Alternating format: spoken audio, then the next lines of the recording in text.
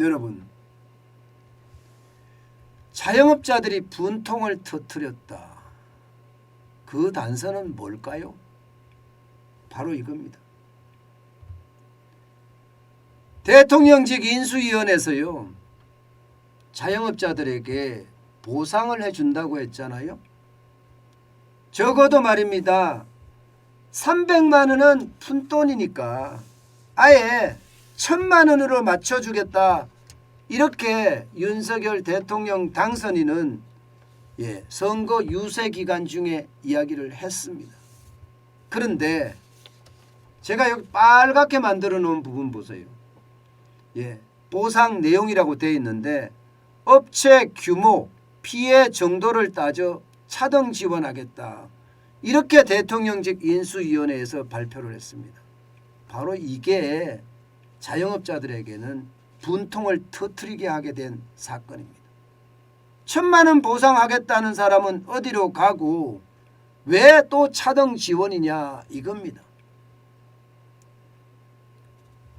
그러면 분통이란 단서는 어디 있느냐? 바로 여기에 있습니다. 여기가 대통령직 인수위원회 국민제안센터입니다. 지금 들어가 보면 말입니다. 난리가 아닙니다. 왜 1호 공약을 실천하지 않고 말을 바꾸느냐 하는 게 핵심이거든요. 이게 소상공인 소기업 555만 곳에 차등 지급하겠다 하는 게 골자니까 그 골자가 잘못됐다는 거예요. 언제 차등 지급이라고 이야기를 했느냐? 일괄 지급이라고 이야기하지 않았느냐? 이 이야기입니다. 사실 대통령직 인수위원회 여기에서도 고민을 많이 했겠죠. 고민을. 지금 그렇게 600만 원씩 지급했을 때 50조 규모의 어떤 추가 경정 예산 추경을 해야 되는데 이 추경이 시장에 위협을 준다. 그만큼 물가가 많이 오를 수밖에 없고 안 그래도 지금 인플레이션 때문에 골치가 아픈데 돈을 더 많이 풀어서 인플레이션이 더 심각하게 되는 거 이거 말도 안 된다. 이런 얘기예요. 그런데 자영업자들은 다르죠. 1호 공약을 내세웠고 그리고 그 공약은 지켜라고 되어 있거든요. 제가 여러분들에게 그런 말씀을 드렸습니다. 포퓰리즘이 장난 아니다. 여든 야든 그 당시에 이재명 더불어민주당 후보든 윤석열 국민의힘 후보든 돈 풀겠다는 게 저렇게 많아서야 저거 나중에 어마어마한 충격이 되지 않을까. 저는 그런 이야기 계속 말씀을 드렸어요. 일단 이기고 보자는 그런 생각이다. 저렇게 해서 될까. 당장 보세요 여러분. 지금 소상공인 손실 규모뿐만 아니에요. 앞으로 노령연금 인상해주는 문제라든가 병사 월급 200만 원 시대를 연다든가 이런 것들이 지금 하나씩 실현이 되면 윤석열 정부에서만 266조가 들어갑니다. 266조. 그러면 문재인 정부에서 지금 전체가 415조 원을 풀었다고 하잖아요. 415조 원. 그만큼 국가 부채가 늘어난 거니까요. 근데 윤석열 정부에서도 266조는 그냥 보이는 돈이고요. 이것을 매년 줄 설 때 실제 들어가는 돈은 더 커질 겁니다. 거기에 대한 어떤 상황이 진짜 급박하거든요. 저는 이런 일이 벌어졌을 때 말입니다. 이게 전문가랍시고 대통령직 인수위원회에 모여있는 사람들이 자기들끼리 의견을 통합해서 만든다는 것 자체가 저는 잘못됐다고 생각을 합니다. 이게 현장의 이야기를 굉장히 많이 들어야 되고요. 현장의 이야기를 들은 다음에 현장에 맞는 정책을 써야 된다는 이야기 제가 여러 번 말씀을 드렸습니다. 또한 상황을 소상히 설명을 하고 할 수 있는 방법이 있다면 그러니까 추경을 하는데 기존 예산을 조절해서 조율해서 만드는 방법. 다시 말해서 시장에 돈 풀지 않고 이게 해결할 수 있는 방법을 짜내고 그것을 골몰해야 되는데 그렇지 않고 쉽게 가려고 하는 마치 말입니다. 그냥 우리가 만들어서 이행하면 돼. 이런 생각을 하는 게 아마 지금의 또 이런 분통을 터뜨리게 되는 건 아닌가. 저는 그런 생각 해봅니다. 이거 해결하려고 그러면요. 공약은 지켜야 돼요. 공약을 지키려고 그러면 그 공약 때문에 실제 벌어지는 상황은요. 아마 국민들의 고통으로 이어질 겁니다. 지금 자영업자들이 왜 600만 원 안 줘? 왜 말을 받고? 이렇게 이야기하지만 실제로 그렇게까지 실현됐을 때 시장에는 또 다른 문제가 계속 생길 겁니다. 저는 이것은 이미 예상했던 거고요. 이 예상이 전혀 지금 틀리지 않습니다. 결국 말입니다. 돈 푸는 거에 대한 어떤 문제는 앞으로도 계속 이렇게 반복될 거예요. 저는 이게 이렇게 안 되기 위해서는요. 이렇게 안 되기 위해서는 윤석열 대통령 당선인이 직접 설명을 해야 됩니다. 직접.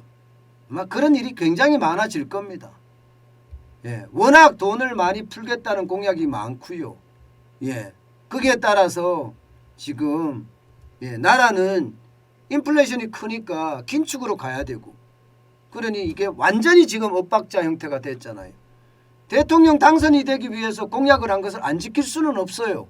당연히 지켜야 됩니다. 그게 공약을 보고 많은 사람들이 찍기 때문이에요. 그런데 시장 환경은 녹록지 않잖아요. 그렇다면 시기를 조절해 가면서 국민들에게 소상히 설명을 해가면서 국민들과 함께하는 정책을 펴야지 이게 정책도 성공하지. 지금처럼 인수위에서 주물 하더니 이게 이런 대책이 나와서 오히려 시장에 혼란만 더 주는 그런 상황이 된다면 저는 오히려 윤석열 정부도 역풍을 맞을 수 있다고 생각을 합니다. 물론 지금 소상공인들이 지금 국민제안센터 대통령직 인수위원회에 엄청나게 지금 올리고 있거든요. 이 올리는 것이 결국 분노로 지금 발전이 되고 있으니까 대통령직 인수위원회도 지금 화달짝 사실은 놀랐어요. 그래서 안철수 인수위원장이 어제 구체적인 액수를 말씀드리지 못한 이유는 새 정부가 들어서서 가장 먼저 할 일이 추경을 제출하는 것인데 거기에서 밝히기 위해서다. 이렇게까지 설명을 했습니다. 차등지급이 아니라는 이야기예요. 차등지급이 아니라는 이야기지만 결국 이게 진짜 효율적이고 참 효율적이라는 게 참 어려운 일입니다. 그냥 굉장히 어려운 일이. 분명한 것은요. 600만 원 지급해야 됩니다. 약속한 거고 공약이 이럽니다. 근데 그것을 만약에 이행하지 않는다면 그것은 오히려 지금 이야기하는 것처럼 뭐 선거 기만이다 이런 말까지 계속 나올 수 있고요. 나라의 혼란은 점점 부추길 겁니다. 그 어느 때보다 저는 중요한 게 이거라고 생각을 해요. 경제가 지금 물가 폭등으로 인해서 스태그플레이션이 닥친다든가 아니면 인플레이션의 어떤 상황 때문에 경제마저도 디폴트가 일어나는 그런 상태가 될 수도 있다는 것. 이런 것을 소상히 설명을 하는 겁니다. 정직하게. 그리고 현장 중심의 정책. 그리고 더 중요한 것은 국채 발행을 하지 않고 말입니다. 세출해서 어떻게 조정할 수 있는 방법.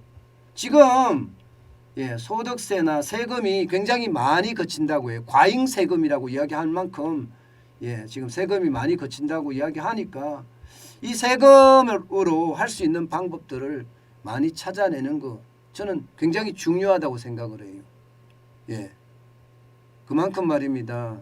대통령직 인수위원회도 그렇고요. 윤석열 대통령 당선인도 그렇고요. 눈높이를요. 대통령의 눈높이가 아니고요. 예. 인수위원장의 눈높이가 아니라 국민의 눈높이 여기에 맞춰야 한다는 거 저는 반드시 이야기하고 싶습니다. 네, 여러분 오늘 제가 준비한 거는 여기까지입니다.